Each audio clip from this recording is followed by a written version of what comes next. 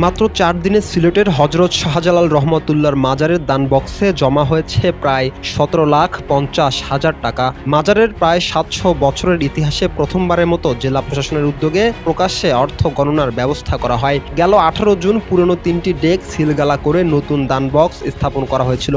এরপর মাত্র ৪ দিনে বিপুল পরিমাণ অর্থ জমা হওয়ায় মাজারে বছরে মোট কত টাকা দান আসে এবং সেই অর্থ কিভাবে ব্যয় করা হয় তা নিয়ে জনমনে নতুন করে আলোচনা ও কৌতূহল তৈরি হয়েছে।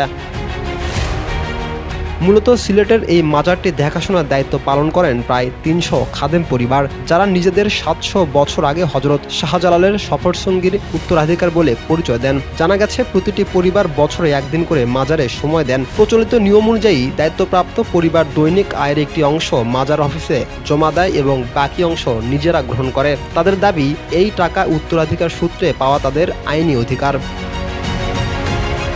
মাজারের অফিসে জমা দেওয়া বিপুল পরিমাণ অর্থ মূলত মাজার পরিচালনা ও সেবামূলক কর্মকাণ্ডেই ব্যয় করা হয়। মাজারের খাদেম মুফতি রায়হান উদ্দিন মুন্নার দাবি, মাজারের দানের অর্থ দিয়ে ইমাম মুয়াজ্জিমের বেতন, নিরাপত্তা কর্মীদের বেতন, পরিষ্কার পরিচ্ছন্নতা, লঙ্গরখানার খাবার, গণ ইফতার, বার্ষিক ওরস এবং বিভিন্ন অবকাঠামোগত উন্নয়ন পরিচালিত হয়। যদিও মাজার ও সংশ্লিষ্ট প্রতিষ্ঠানগুলোর উন্নয়নে সরকার কিংবা সিটি কর্পোরেশন থেকেও বিভিন্ন সময়ে প্রকল্প গ্রহণ ও অর্থ ব্যয় করা হয়।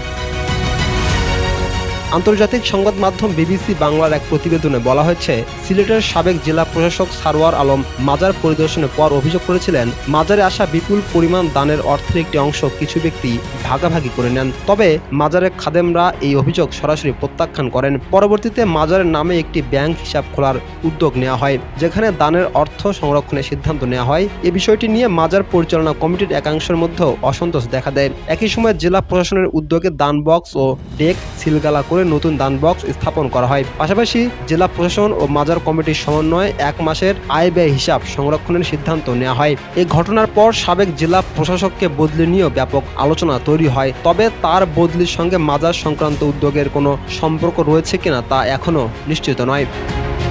রাকিব হাসান, ইত্তেফাক নিউজ।